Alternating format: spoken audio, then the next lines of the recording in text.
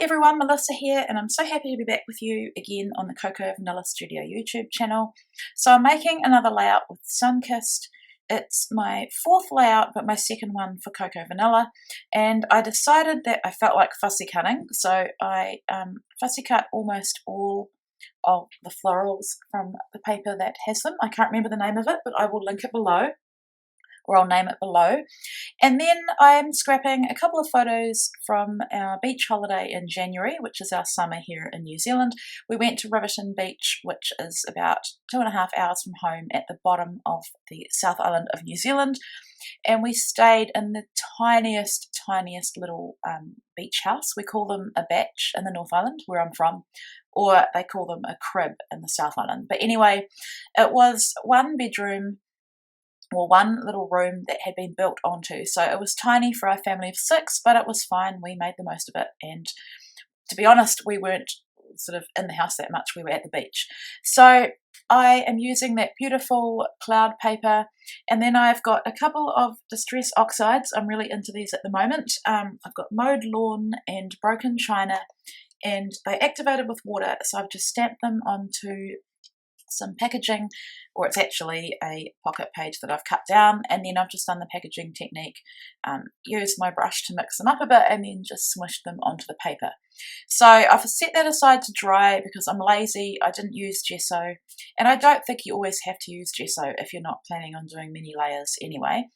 And so I'm letting it dry naturally. I did dab it a bit with a paper towel, and while I'm doing that, I'm building the paper layers on my background. So I've got that cloud paper, I've torn the edge of it, and then I've torn the edge of that beautiful blue and green ombre paper, and just gluing it down, and I'll trim off this little excess piece, and then I will machine stitch it onto my paper when it's dry. So I just use my mat. It's got the 12 by 12 marked out around the edge, and so when I'm waiting for things to dry, I can just keep working on them.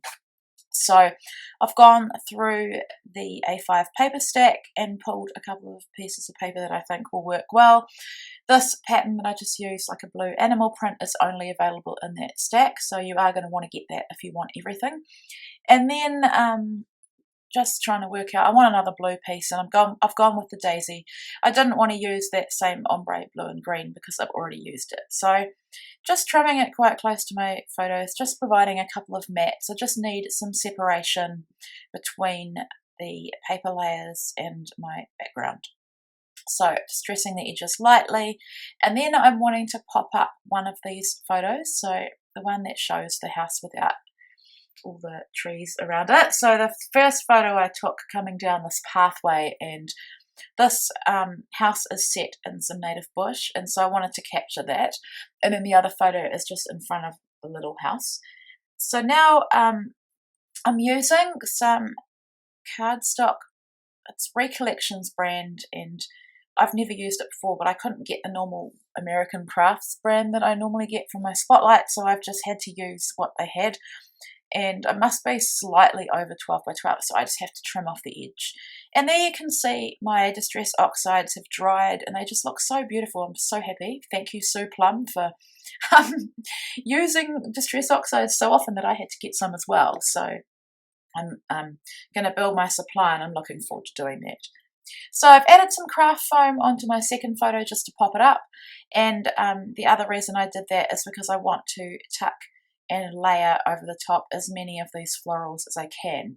So I've got the bigger clusters, and then I also like to cut the florals that are on the edge of the paper because they have a straight edge and they work quite well on the edges of paper or just tucked under elements.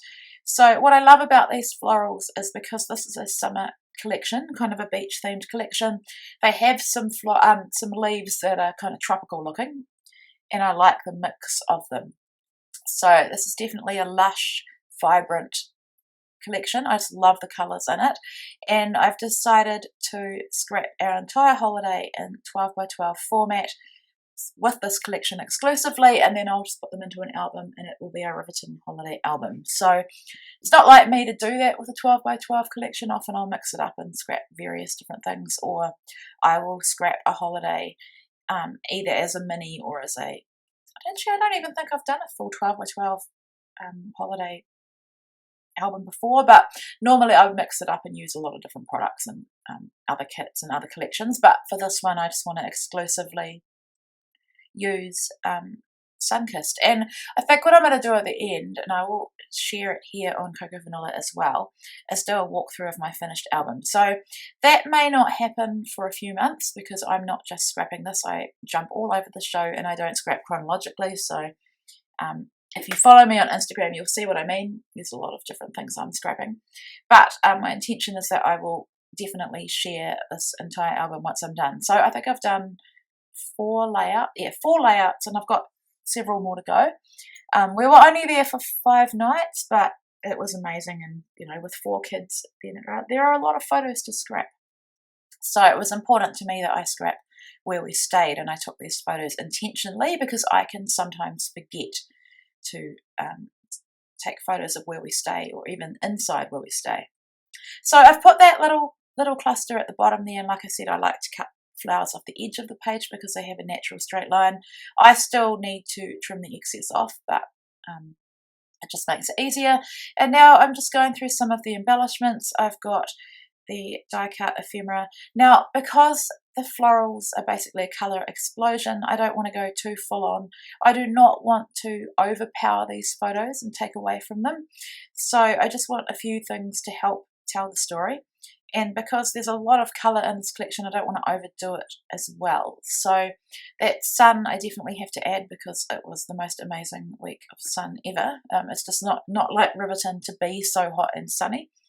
And I wanted to add a rainbow. Not that a rainbow happened, but I just think it's cute. This rainbow won't stay. It's too big, but that was the idea of where I wanted to put it. So I found a puffy sticker rainbow instead, which is a lot more subtle and more to scale, I think. Although you could say that the flowers are way too big compared to a rainbow, but it doesn't matter. I like the way it looks. And then I've got this banner and it says Our Vacation. And yes, I know we don't say vacation here in the Southern Hemisphere, but it doesn't matter. It says on vacation. It does not matter to me. Everybody knows that a vacation is a holiday, and I just think it looks so cute on that little photo. And I've also got this die cut banner piece that says Our Summer. Flag piece actually, and I love that as well. So I love the way it looks just going off the edge of the photo. And I've added a little puffy heart on top of it as well. Not sure what I'm doing here. Probably should have cut this out. Anyway, I've got these buttons, wood buttons that have enamel on them, and I think that one says stay cool or something like that, keep cool. And then just adding some more puffy hearts, and then I just wanted a couple of phrase stickers, mostly because they are white with black lettering on them, and they are more plain compared to all the other embellishments, so I just wanted to add them. So I've added a couple. One says quality time, the other one, I don't know, I can't remember. I can't see it in this screen that I have here, but you'll see it in the final shot. And then of course I just have to use a title from these beautiful foam gold glittery stickers. You need to pop the middle of the A's out. I didn't realise that until I got to the second A and it came out. I just wanted to do that because otherwise it kind of gets lost. So I thought Getaway was the perfect title for this little page, or not little page, for these photos. And just adding my journaling, and I love how it all looks over the top of those Distress Oxides, just explaining probably that it was a little house. And I'll talk more about it, the Airbnb, when I scrap a photo from inside the house. So yeah, that is my final layout, and my final step is to add some Heidi Swapp Colour Shine in black, just in a few places. Did I do it on camera? Yeah. So I just put a paper towel down over my photo or over elements that I don't want to get any of the dots on. I didn't want it on the sun. In fact, I trusted myself here and didn't even cover up my photo. So just very subtle splatters. If I wanted bigger splatters, I would do it with a paintbrush.